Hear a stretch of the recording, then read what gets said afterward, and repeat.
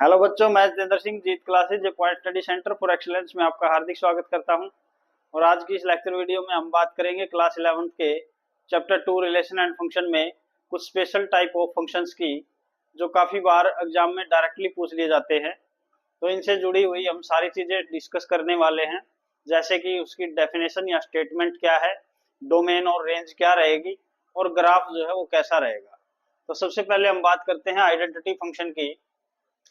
Identity function एक ऐसा function है जिसके अंदर अगर कोई एलिमेंट हम पुट करते हैं वो अपनी ही आइडेंटिटी शो करता है।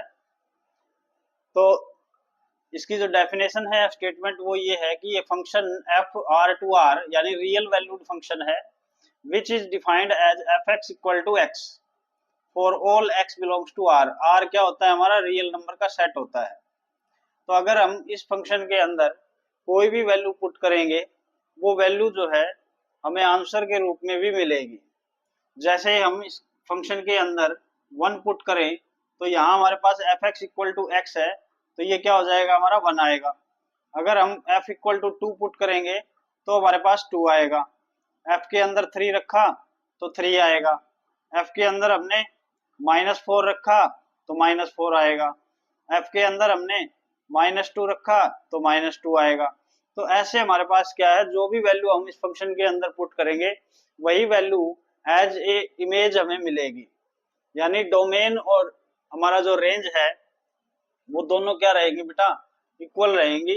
या फिर मैं ये कह सकता हूँ कि जो एलिमेंट हम रख रहे हैं उस एलिमेंट की इमेज जो है वो सेम एलिमेंट ही होगा। इसका मतलब जो पेयर बनेंगे वो कुछ ऐसे बनेंगे, 1 1 2 2 3 3, और ऐसे ही चलता जाएगा। सारे पेयर्स क्या होंगे?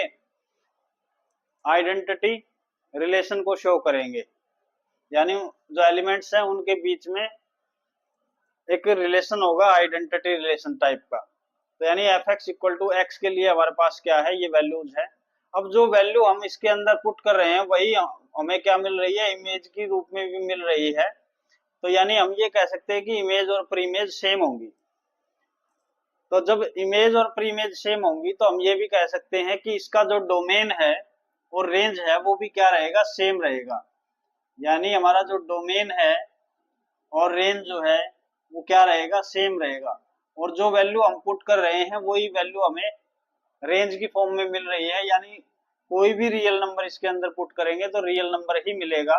तो यानी ऑल रियल नंबर्स हमारे क्या होंगे? इसके अंदर डोमेन और रेंज रहेंगे। अब बात करते हैं बेटा इसके ग्राफ की। तो यहाँ हमारे पास f x equal to x है, तो हम जानते हैं कि एफ एक्स क्या होता है। तो जैसा कि f x equal to x होता है तो उसको हम क्या लिख सकते हैं? वाई इक्वल टू एक्स लिख सकते हैं। देखो एफ एक्स जो होती है वो हमारी इमेज होती है, तो इमेज को हम वाई से लिख सकते हैं। तो वाई इक्वल टू एक्स में वाई और एक्स की जो पावर है वो क्या है? 1। इसका मीनिंग ये हुआ कि ये लीनियर इक्वेशन शो कर रहा है। लीनियर इक्वेशन शो कर रहा है। इसका मतलब हम ये भी कह सकते हैं कि ये जो इनका जो आपस का रिलेशन है वो भी क्या है? लीनियर रिलेशन है। लीनियर रिलेशन है। और जब जब हमारे पास लीनियर इक्वेशन होगी तो उसका जो ग्राफ है वो हमेशा एक स्ट्रेट लाइन आती है बेटा। तो अब हमें देखना है कि वो स्ट्रेट लाइन कैसी आएगी। तो देखिए, जैसे हमने यहाँ कुछ पॉइंट्स ले लेते हैं, जैसे 1 2 3 4, ऊपर भी 1 2 3 4 5, ऐसे ही नीचे ले लेते हैं -1 -2 -3 -4, और लेफ्ट साइड में भी -1 -2 -3 -4, और ये हमारा ओरिजिन हो गया। ये पॉजिटिव एक्स एक्सिस, ये पॉजिटिव वाई एक्सिस, ये नेगेटिव वाई एक्सिस, और ये नेगेटिव एक्स एक्सिस। तो ये ऐसे हम इसको क्या कर लेंगे? अब पॉइंट्स को शो करेंगे। अब जैसा कि हमने देखा था कि जब हमने x की वैल्यू 1 पुट की तो y की वैल्यू भी 1 आई। तो ये हमने 10th में सीखा था कि किसी भी पॉइंट को कैसे आइडेंटिफाई करें। ऐसे ही 2 रखेंगे तो 2 आएगा, 3 रखेंगे तो 3 आएगा, और ऐसे ही नेगेटिव साइड में -1 रखेंगे तो -1 आएगा, -2 रखेंगे तो -2 आएगा, -3 रखेंगे तो -3 आएगा। तो ये कुछ पॉइंट्स हैं जो हम क्या कर लेंगे, प्लॉट कर लेंगे और इनको अब मिला लेंगे तो हमारे पास क्या आ जाएगा, इसका ग्राफ आ जाएगा। तो ये जो ग्राफ है हमारा कुछ ऐसा आ जाएगा, एक स्ट्रेट लाइन, एक स्ट्रेट लाइन आ जाएगी बेटा, जो हमारा क्या है, ओरिजिन से होके जाती है और साथ के साथ एक्स एक्सिस के साथ 45 डिग्री का एंगल बनाती है। तो ये जो है ये हमारा क्या हो गया, f x equal to x के लिए ग्राफ हो गया। यानी ये ग्राफ हमारा किसके लिए है, ग्राफ ऑफ आइडेंटिटी फंक्शन के लिए।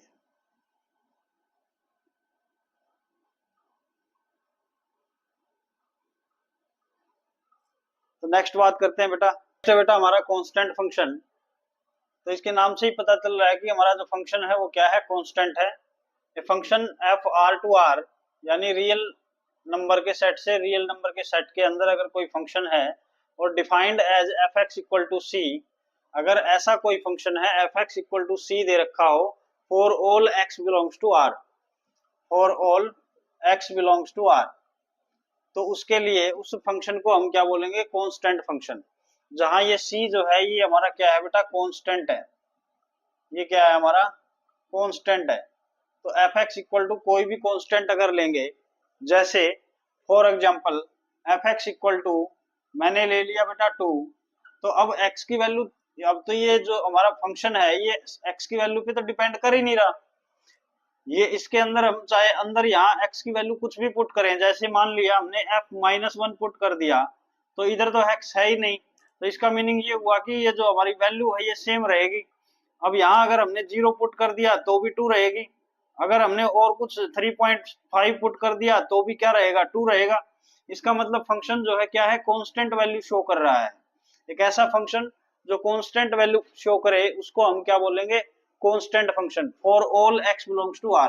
कोई भी रियल वैल्यू इसके अंदर हम पुट करें तो हमारे पास जो वैल्यू है वो क्या रहेगी, कांस्टेंट रहेगी, वो चेंज नहीं होगी। तो इसका मीनिंग ये हुआ बेटा कि हम चाहे x की वैल्यू चाहे कुछ भी पुट करें, मतलब डोमेन चाहे कुछ भी पुट करें, तो मैं ये कह सकता हूं कि डोमेन हमारा क्या होगा, डोमेन हमारा क्या होगा बेटा, रियल नंबर का सेट होगा। यानी हम कोई भी रियल वैल्यू इसके अंदर पुट कर सकते हैं। लेकिन जब हम देख रहे हैं कि कोई भी रियल वैल्यू पुट कर रहे हैं तो हमारे पास जो इमेज है वो क्या रहती है, सिर्फ 2 ही रहती है, उसके अलावा कोई एलिमेंट इमेज की फॉर्म में नहीं आ रहा। या फिर मैं ये कह सकता हूँ कि फंक्शन की वैल्यू क्या है, हमें सिर्फ 2 दे रही है।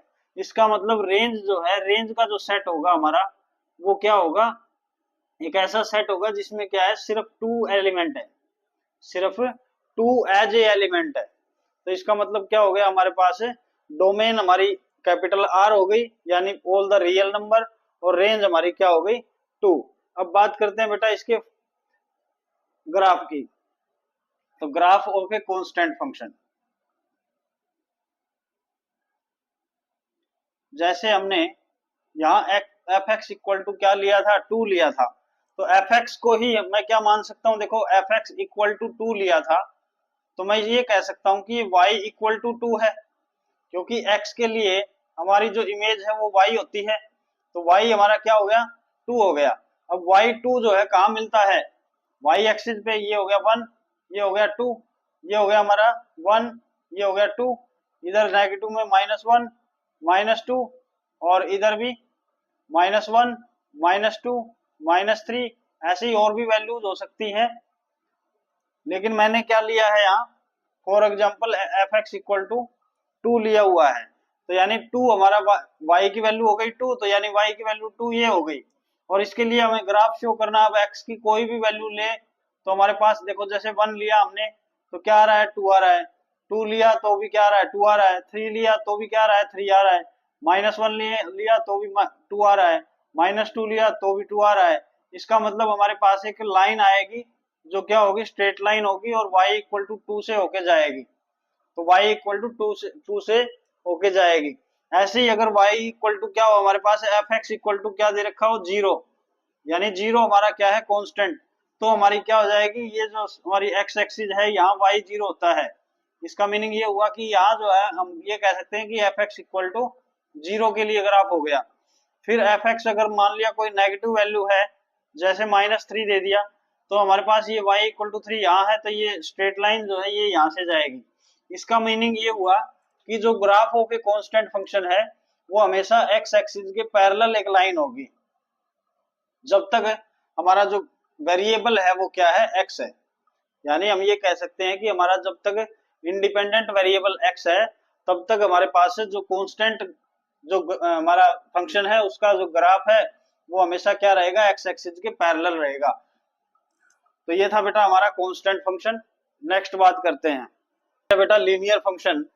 A function R to R which is defined as fx equal to ax plus b where a and b belongs to r and x also belongs to r।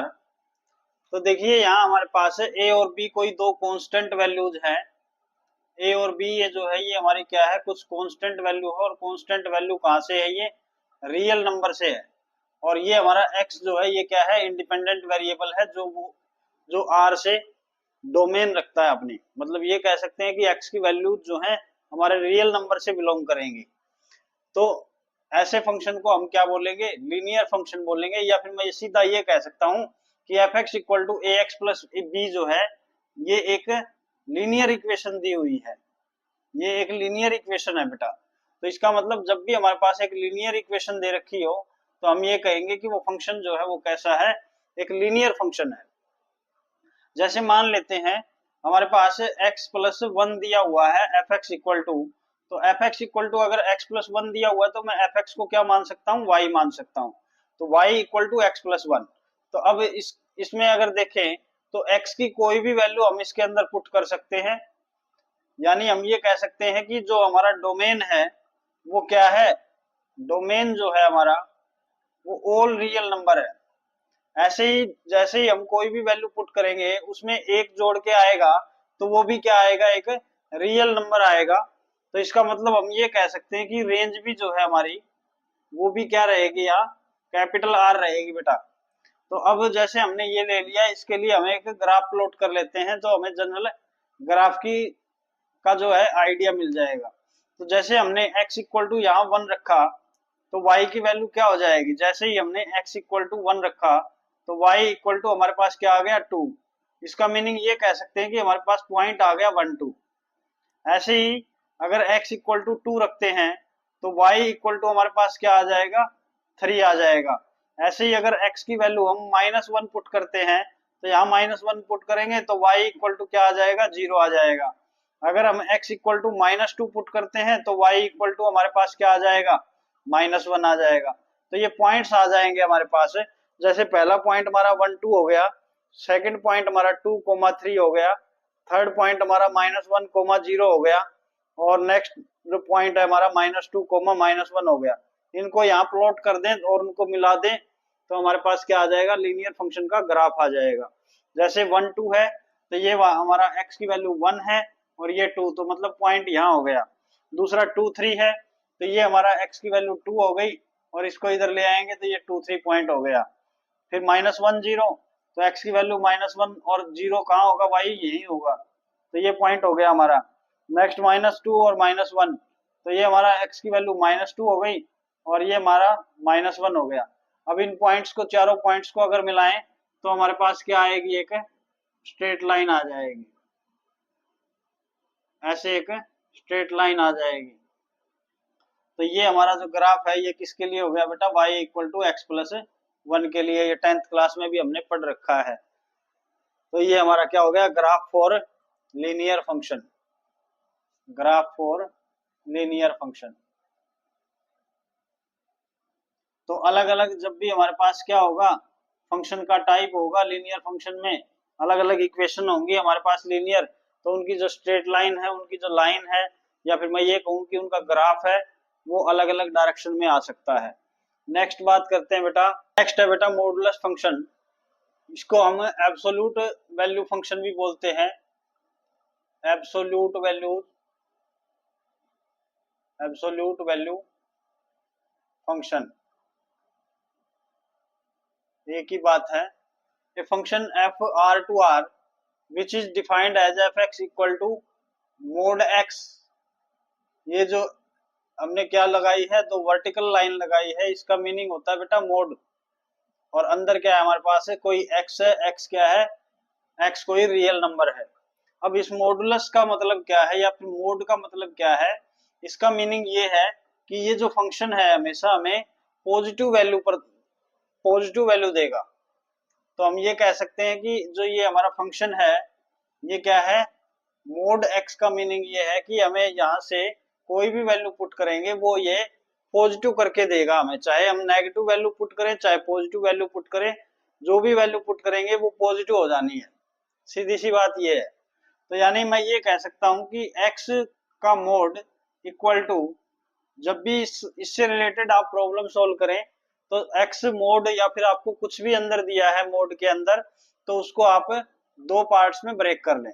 जैसे x मोड का meaning यहाँ क्या है, x positive आएगा अगर हमारा क्या हो, x जो है ग्रेटर देन इक्वल टू 0 हो, और माइनस x आएगा अगर हमारा क्या हो, x लेस देन 0 हो। तो अब जब भी आप वैल्यूज इसके अंदर पुट करके देख सकते हैं, जैसे मान लिया x इक्वल टू हमने 2 पुट किया, तो x इक्वल टू 2 का मीनिंग क्या है वो यहाँ से चेक करो पहले, x ग्रेटर देन 0 जब होगा तो x, तो इसका मीनिंग x जो हमारी वैल्यू 2 है वो क्या है, 0 से बड़ी है, तो इसका मीनिंग जो x मोड है वो हमारा क्या होगा, x होगा। तो यानी मैं ये कह सकता हूं कि 2 का मोड जो है क्या आएगा, 2 आएगा। ऐसे ही अगर x की वैल्यू हम यहाँ 0 पुट करते हैं तो यानी 0 का मोड यानी 0 के इक्वल भी यही है, तो इसका मतलब सीधा हमें 0 पुट कर देना है यहाँ।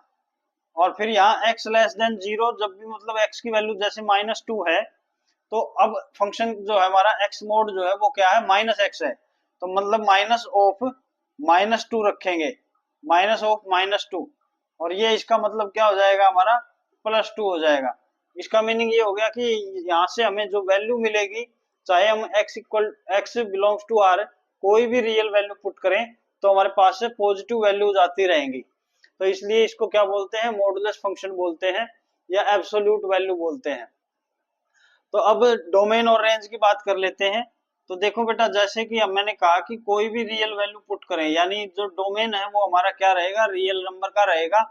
रेंज क्या रहेगी, रेंज क्या रहेगी बेटा, अब वैल्यू कोई भी पुट कर रहे हैं वो क्या रहती है हमारी, 0 या 0 से बड़ी रहेगी, यानी पॉजिटिव रहेगी।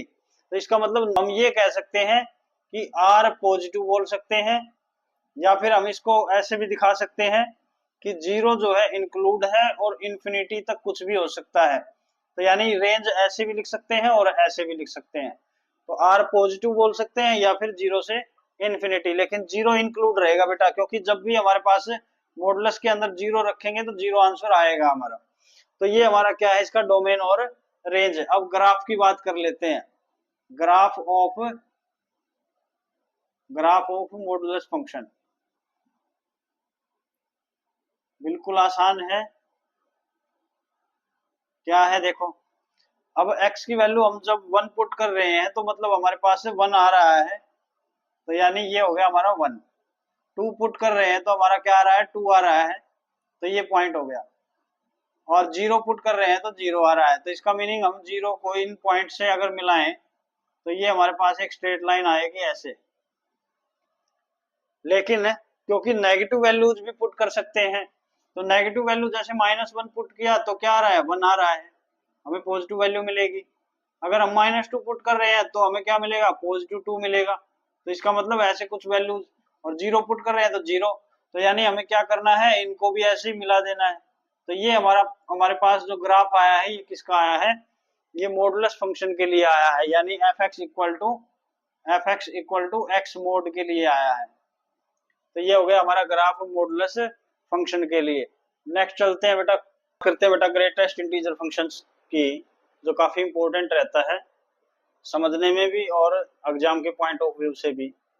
Function which is defined as f(x) equal to x का ग्रेटेस्ट इंटीजर फंक्शन शो करने का तरीका है ये, कि हम क्या करेंगे, कैपिटल ब्रैकेट के अंदर वो एलिमेंट रखेंगे जो एलिमेंट हम फंक्शन के अंदर पुट करने वाले हैं।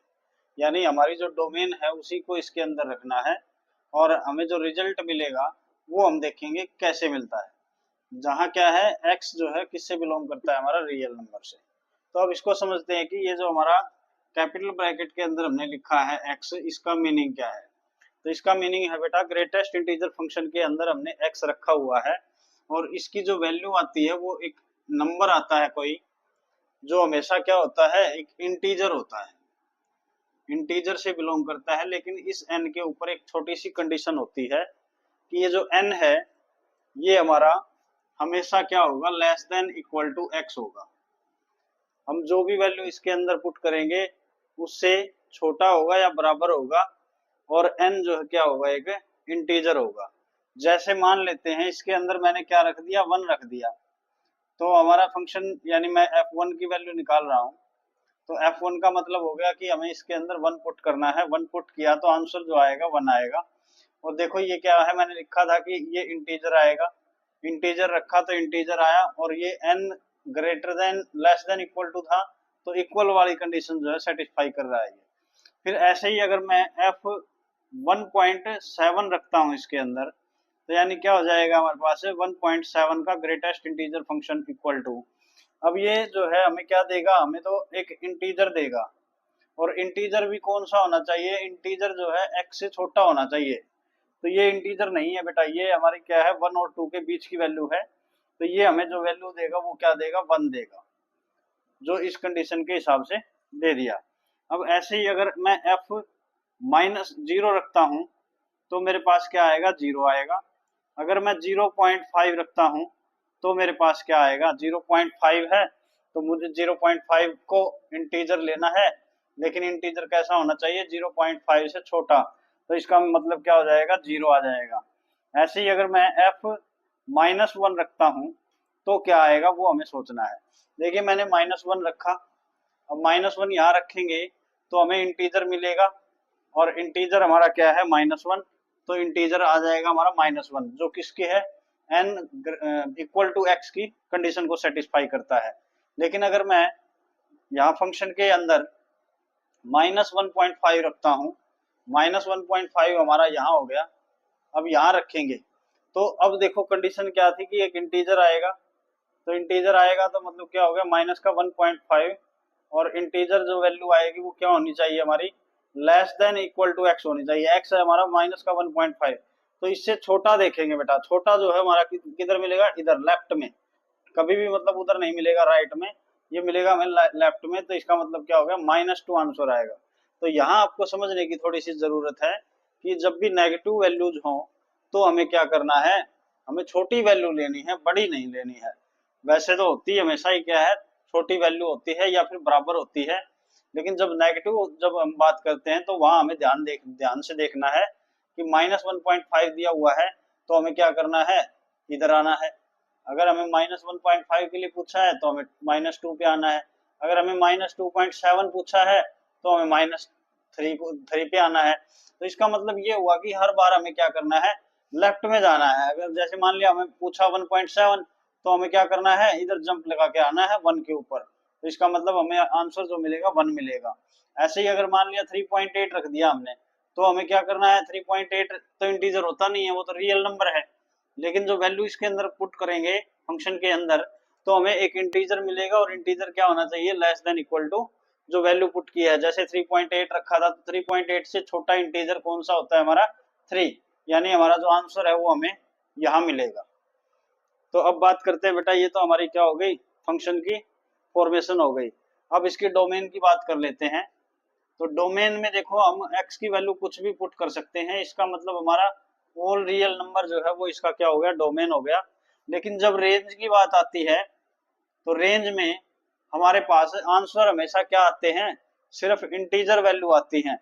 इसका मतलब हमारे पास क्या होगा, रेंज जो सेट है वो हमारा सिर्फ और सिर्फ इंटीजर्स का होगा। अब थोड़ी सी बात कर लेते हैं बेटा इसके ग्राफ की। जैसे बेटा हमने कोई भी वैल्यू 2 और 3 के बीच में हमने रख दी फंक्शन के अंदर, तो देखो 2 और 3 के बीच में अगर इस फंक्शन के अंदर कोई भी वैल्यू रखेंगे उसका आंसर क्या आएगा, 2 आएगा। तो इसका मीनिंग ये हुआ कि यहाँ से लेकर यहाँ तक के जितनी भी वैल्यूज हैं उनके लिए हमारा आंसर जो है क्या रहेगा, उनके लिए हमारा आंसर ये 2 रहेगा, लेकिन 3 इंक्लूड नहीं है क्योंकि 3 रखने से 3 आंसर आएगा। तो हम ये कह सकते हैं कि ये जितनी भी वैल्यूज हैं इनके लिए हमारा जो फंक्शन की वैल्यू है वो क्या रहेगी, 2 रहेगी। ऐसे ही 1 और 2 के बीच में अगर कोई वैल्यू लेते हैं तो उनके लिए हमारा आंसर जो है क्या रहेगा बेटा, 1 रहेगा। तो 1 रहेगा तो इसका मतलब यहाँ से लेकर यहाँ तक हमारा जो फंक्शन है वो कांस्टेंट 1 शो करेगा, लेकिन 2 इंक्लूड नहीं होगा। तो यहाँ हम क्या कर लेंगे, एक खाली सर्कल ले लेंगे। ऐसे ही अगर 0 और 1 के बीच में x की कोई वैल्यू पुट करते हैं तो उसका आंसर क्या आएगा, 0 आएगा। तो यहाँ इसको डार्क कर देंगे और यहाँ क्या कर देंगे, एक सर्कल खाली लगा देंगे। ऐसे ही अगर मान लिया हम 0 और -1 के बीच में कोई वैल्यू पुट करते हैं तो उसका आंसर क्या आएगा, -1 आएगा। इसका मतलब यहाँ से लेकर यहाँ तक क्या रहेगा, ये कांस्टेंट रहेगा और जिसमें -1 इंक्लूड नहीं है। ऐसे ही अगर -1 से लेके -2 तक अगर कोई वैल्यू पुट करते हैं तो हमारा आंसर जो है -2 आएगा। तो इसका मीनिंग ये हुआ कि यहाँ से लेकर यहाँ तक ये फंक्शन की वैल्यू जो है -2 रहेगी, लेकिन ये -1 जो है इसके अंदर इंक्लूड नहीं होगा। ऐसे ही आप उधर कर सकते हैं। तो ये हमारे पास क्या है, एक स्टेयर केस बन गया, एक स्टेप जो हमारी सीढ़ियां होती हैं उनकी तरह हो गया।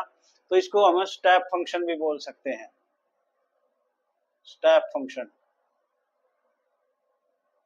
स्टेयर केस की तरह में दिख रहा है कि मतलब ये क्या है, स्टेयर केस है। तो इसको हम क्या बोलेंगे बेटा, ग्रेटेस्ट इंटीजर फंक्शन बोलेंगे। आई होप आपको समझ में आ रहा है। और जो इधर ये हम क्या कर रहे हैं, ये सिर्फ इधर खाली सर्कल लगाया हुआ है, इधर हम क्या कर सकते हैं, एक डार्क सर्कल का यूज कर सकते हैं।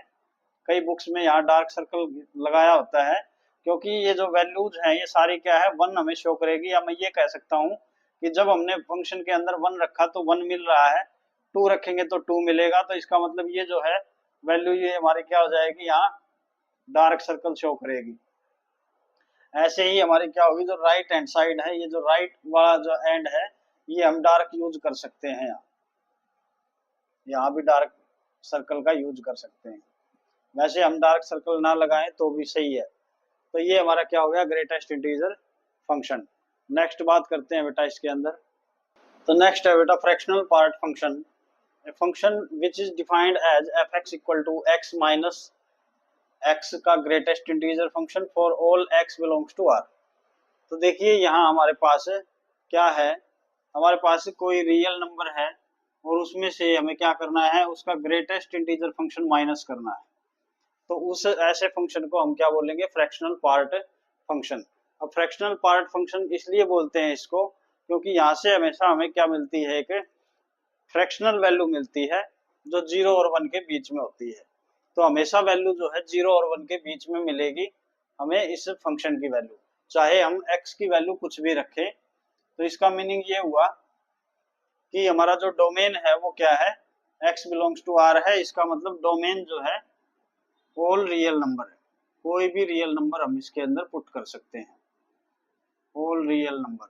लेकिन रेंज जो है मैंने अभी बताया ये फ्रैक्शनल फंक्शन है, तो यहाँ हमें फ्रैक्शन मिलेगी। और फ्रैक्शन भी बेटा क्या है, फ्रैक्शनल यानी एक छोटा सा पोर्शन मिलता है जो 0 और 1 के बीच में रहता है। तो 0 भी आ सकता है लेकिन 1 कभी नहीं आएगा। तो इसका मतलब ये हमारी क्या हो गई, रेंज। चेक करते हैं बेटा, देखो यहाँ हमने कोई भी वैल्यू पुट करनी है तो एक बार तो हम इंटीजर पुट कर लेते। जैसे मान लिया हमने 1 पुट कर दिया तो यानी फंक्शन की वैल्यू f1 पे निकाल रहे हैं, तो यानी यहाँ हो जाएगा 1 माइनस में ग्रेटेस्ट इंटीजर फंक्शन ऑफ 1, और ये हमें मिलेगा 1 माइनस में, क्योंकि इंटीजर रखा हुआ है तो इंटीजर का जो ग्रेटेस्ट इंटीजर फंक्शन होता है इंटीजर ही होता है। तो ये वैल्यू हमारी क्या आएगी, 0 आएगी। 1 माइनस 1 क्या हो जाएगा, 0। लेकिन मैंने जैसे ही 1.5 रखा, या और कुछ भी रख सकते हो आप, तो क्या होगा देखो, 1.5 माइनस में ग्रेटेस्ट इंटीजर फंक्शन ऑफ 1.5, और ये हो जाएगा आपका 1.5 तो हमारा x है, लेकिन ग्रेटेस्ट इंटीजर फंक्शन में जब 1.5 रखा हुआ है तो उसकी वैल्यू एक इंटीजर आती है जो लेस देन 1.5 होनी चाहिए। इसका मतलब क्या हो गया, 1 आ गया। तो ये हमारे पास क्या आ गया, 0.5। अब देखिए 1.5 जो है 1 से कितना बड़ा था, 0.5, तो 0.5 आया। अगर यहाँ 1.3 होता तो 0.3 आता, 1.7 होता तो 0.7 होता। अगर यहाँ हम 1.6 लेते तो यहाँ 0.6 ले आता, लेकिन कभी भी ये जो है 1 नहीं आएगा। तो इसका मतलब आंसर जो है 0 और 1 के बीच में रहेगा।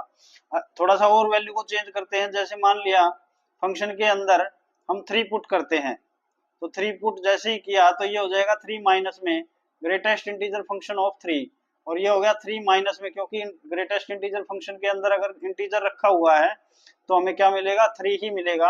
तो यानी क्या आ जाएगा, 3 माइनस 3 0। लेकिन जब हम फंक्शन के अंदर मान लिया हमने रखा 3.7, तो ये हो जाएगा 3.7 माइनस में ग्रेटेस्ट इंटीजर फंक्शन ऑफ 3.7, और ये हो जाएगा आपका 3.7 एज इट इज माइनस में ग्रेटेस्ट इंटीजर फंक्शन में 3.7 रखा हुआ है, तो उसकी वैल्यू जो है क्या होगी, लेस देन 3.7 और इंटीजर होनी चाहिए। तो यानी क्या हो जाएगा 3, और ये आंसर आएगा आपका 0.7। तो आप कोई भी बड़ा इंटीजर ले सकते हैं, कोई भी दो इंटीजर ले सकते हैं आगे, उन सब में ही मतलब क्या होगा, वैल्यू जो है 0 पॉइंट कुछ आएगी या फिर 0 आएगी, 1 नहीं आ सकती।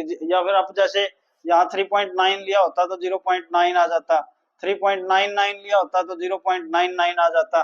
ऐसे ही नेगेटिव वैल्यूज के लिए भी चेक कर सकते हो, तो नेगेटिव या फिर 0 के लिए चेक कर सकते हो। तो ये f0 अगर निकालेंगे तो 0 माइनस में क्या हो जाएगा, ग्रेटेस्ट इंटीजर फंक्शन ऑफ 0, जो 0 के बराबर आ गया। अगर हम यहाँ क्या रख देते हैं, 1.5 नेगेटिव रख देते हैं, तो ये क्या हो जाएगा 1.5 नेगेटिव माइनस में क्या हो जाएगा, greatest integer function of minus 1.5, और ये हो जाएगा माइनस का 1.5 माइनस में। माइनस 1.5 जो है यहाँ है, और उसका ग्रेटेस्ट इंटीजर फंक्शन उससे छोटा होना चाहिए कोई इंटीजर, तो वो -2 होगा बेटा। तो यहाँ -2 लिखेंगे, बाहर माइनस पहले ही है तो माइनस माइनस प्लस हो जाएगा ये 2, और इसका आंसर क्या आएगा 0.5। अब देख सकते हो आप, हर बार जो आंसर है वो या तो 0 आ रहा है या 1 से छोटा आ रहा है। इसका मतलब रेंज जो है हमारी क्या होगी, 0 और 1 के बीच में होगी।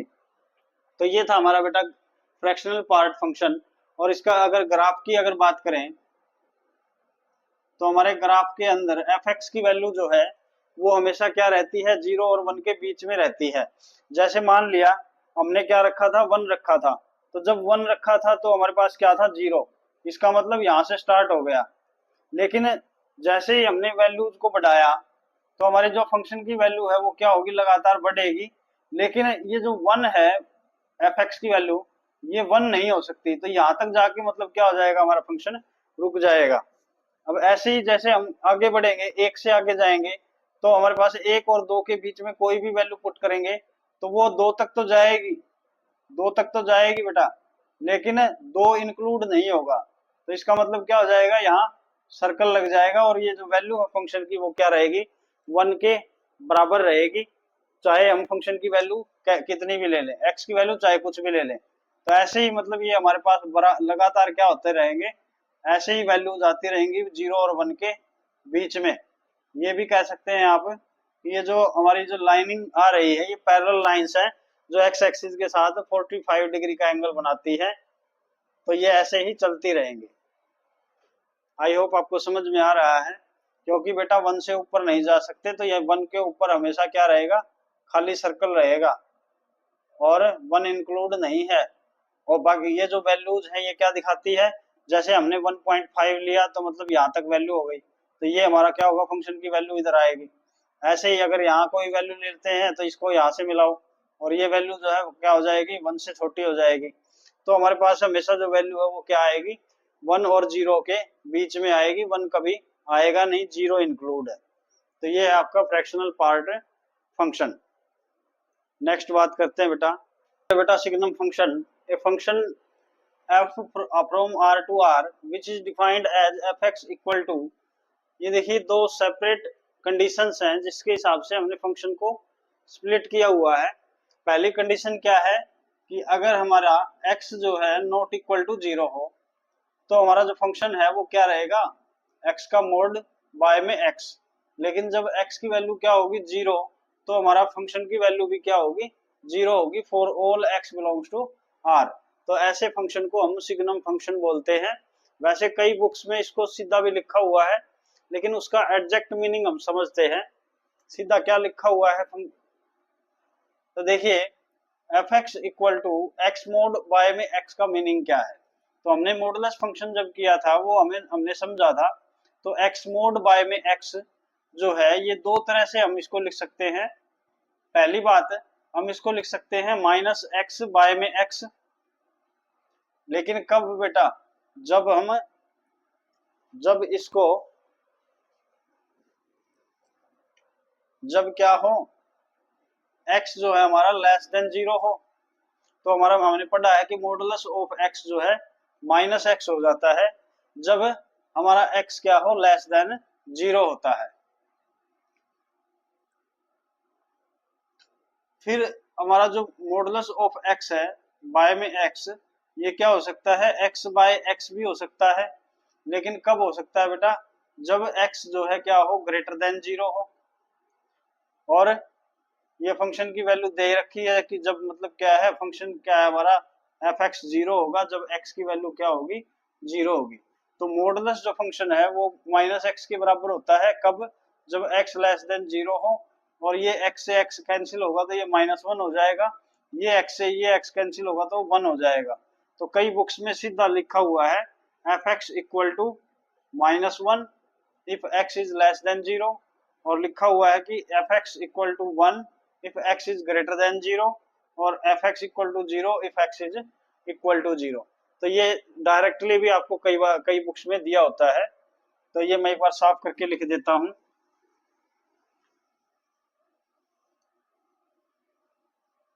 ये डायरेक्ट यहाँ आपको मिल सकता है -1 if x is less than 1, 0 if x is equal to 0, और ये प्लस का 1 if x is greater than 0। तो ये आपको सीधा डायरेक्ट भी लिखा मिल सकता है। तो यहाँ आप देख सकते हैं कि फंक्शन की वैल्यू -1, 0 और 1, इनसे बाहर कुछ जा ही नहीं सकती। तो इसका मीनिंग ये हुआ हमारा जो फंक्शन है उसका डोमेन क्या रहेगा, डोमेन तो हमारा रहेगा ऑल रियल नंबर, क्योंकि इसने बोला है कि x बिलोंग्स टू r कर रहा है। लेकिन रेंज बेटा, रेंज जो है इन 3 नंबर से बाहर नहीं जा रही। इसका मतलब ये हुआ कि एक ऐसा सेट होगा ये जिसके अंदर ये 3 एलिमेंट होंगे, -1, 0, 1। यही हमारी क्या होगी, रेंज होगी। अब देखो बात कर लेते हैं फंक्शन के ग्राफ की। तो ग्राफ में हमारे पास क्या है, एक्स एक्सिस और वाई एक्सिस है जो ओरिजिन पे काट रही है। अब जब x की वैल्यू 0 रख रहे हैं तो y की वैल्यू 0 हो रही है। इसका मतलब ये वाला पॉइंट हो गया जिसको हम डार्क कर रहे हैं। लेकिन जब जब x की वैल्यू क्या हो, 1 से छोटी हो, 1 से छोटी बेटा किधर होगी, इधर होगी। 1 से छोटी जब भी हम कोई भी वैल्यू लेंगे वो इधर लेंगे, तो हमारा जो फंक्शन है वो क्या वैल्यू शो कर रहा है, -1, और फंक्शन को ही हम y बोलते हैं। इसका मतलब ये जो वैल्यू है -1, y इक्वल टू -1 है, इन सारी x की वैल्यूज के लिए क्या हो जानी है, एक कांस्टेंट फंक्शन की तरह भी है वो करेगी। इसका मतलब हम इधर क्या कर सकते हैं, ये एरो लगा सकते हैं। ये हमारा क्या हो गया, एफ एक्स इक्वल टू -1 के लिए ग्राफ हो गया। लेकिन क्या -1 इंक्लूड होगा, तो -1 तो इंक्लूड नहीं होगा। तो यहाँ हम क्या कर देंगे बेटा, खाली सर्कल लगा देंगे, खाली सर्कल लगा देंगे। -1 क्यों नहीं है, क्योंकि जब ये y एक्सिस है तो यहाँ x की वैल्यू क्या है, 0, और x की वैल्यू 0 है तो हमारा फंक्शन भी क्या दे रहा है, 0। इसका मतलब -1 इंक्लूड नहीं है, तो यहाँ क्या लगेगा, खाली सर्कल। ऐसे ही हम पॉजिटिव डायरेक्शन की अगर बात करें, x ग्रेटर देन 0 की, तो x ग्रेटर देन 0 इधर है। इन सारी वैल्यूज के लिए हमारा फंक्शन जो है क्या दे रहा है, 1 दे रहा है, y इक्वल टू 1 या एफ एक्स इक्वल टू 1 बोल सकते हैं। तो ऐसा कुछ ग्राफ दे रहा है, एफ एक्स इक्वल टू 1 का जो कांस्टेंट रहता है सारी वैल्यूज के लिए। लेकिन क्या 1 इंक्लूड है, नहीं है। क्यों क्यों नहीं है, क्योंकि पहले वाली बात है, मैंने बताया था आपको कि x इक्वल टू 0 पे y नहीं, ये 1 नहीं है। तो इसका मतलब ये 1 इंक्लूड नहीं है। तो ये आपका छोटा सा ग्राफ था सिग्नम फंक्शन का। आई होप आपको समझ में आया होगा। नेक्स्ट बात करते हैं बेटा, नेक्स्ट बेटा हमारा पावर फंक्शन।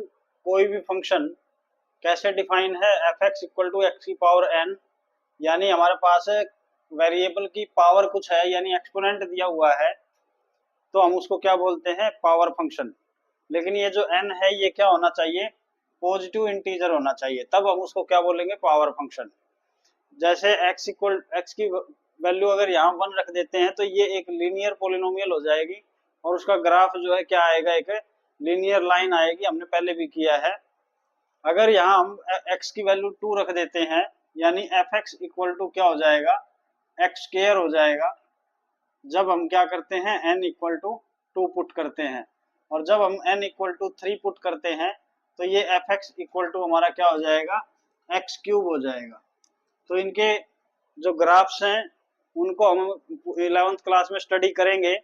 बाकी इसका जो ग्राफ आता है, इसका ग्राफ जो होता है बेटा क्या होता है, पैराबोलिक होता है, पैराबोलिक पाथ होता है।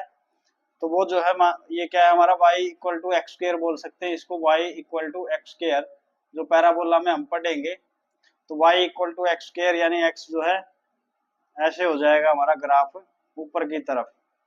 ये हमारी एक्सिस हो गई, ये एक्सिस ऑफ पैराबोला हो गई। तो ये हमारी क्या है y एक्सिस, ये x एक्सिस पॉजिटिव, ये y नेगेटिव और ये x नेगेटिव। तो हमारा जो ग्राफ है वो क्या रहेगा, ओरिजिन से ऊपर रहेगा। लेकिन अगर यही क्या होता हमारे पास है fx equal to negative of x square होता, तो हमारा जो ग्राफ है बेटा वो नीचे की तरफ हो जाता, तो हमारा ग्राफ नीचे की तरफ हो जाता। ऐसे ही हमारे पास क्या है fx equal to x cube है, इसका ग्राफ जो है हमें कुछ ऐसे मिलता है।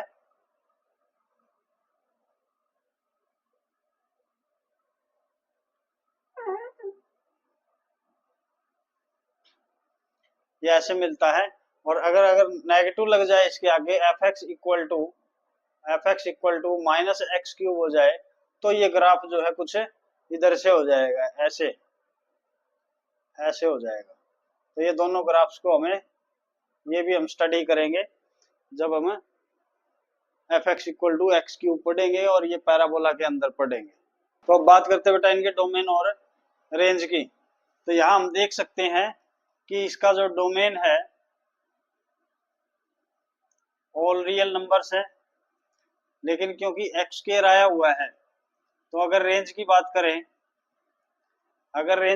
करें, सिर्फ हम fx equal to x square की बात कर रहे हैं, और यहाँ भी fx इक्वल टू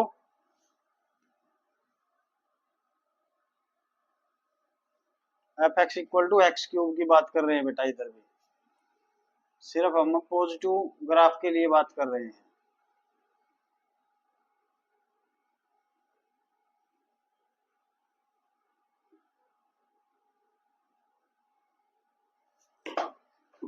तो इनकी दोनों की डोमेन और रेंज की बात करें तो देखिए यहाँ डोमेन के अंदर हम कुछ भी पुट कर सकते हैं, लेकिन रेंज जो है क्योंकि एक्स स्क्वायर फंक्शन है, स्क्वायर लगा हुआ है, तो नेगेटिव जब वैल्यूज पुट करेंगे उनका स्क्वायर होगा तो भी वो भी क्या हो जाएंगी, पॉजिटिव वैल्यूज हो जाएंगी। तो इसका मतलब हम ये कह सकते हैं कि यहाँ जो वैल्यूज आएंगी वो क्या होंगे बेटा, ऑल पॉजिटिव रियल होंगी, यानी रियल पॉजिटिव लगा देंगे निशान। अब ऐसे ही हमारे पास क्या है एक्स क्यूब अगर है तो जब नेगेटिव वैल्यूज पुट करेंगे तो नेगेटिव आंसर आएगा, पॉजिटिव वैल्यू पुट करेंगे तो पॉजिटिव आएगा। तो इसका मतलब डोमेन जो है वो हमारा क्या हो गया यहाँ ऑल रियल नंबर, और रेंज जो है वो भी हमारी क्या होंगी, नेगेटिव पॉजिटिव सारे नंबर आएंगे। इसका मतलब आर हो गया, जब जीरो रखेंगे तो जीरो आएगा। तो ये हमारे पास क्या हो गई, डोमेन और रेंज हो गई दोनों ग्राफ्स के लिए। ये हमारा क्या है एक्स क्यूब का ग्राफ है और ये क्या है एक्स स्क्वायर का ग्राफ है।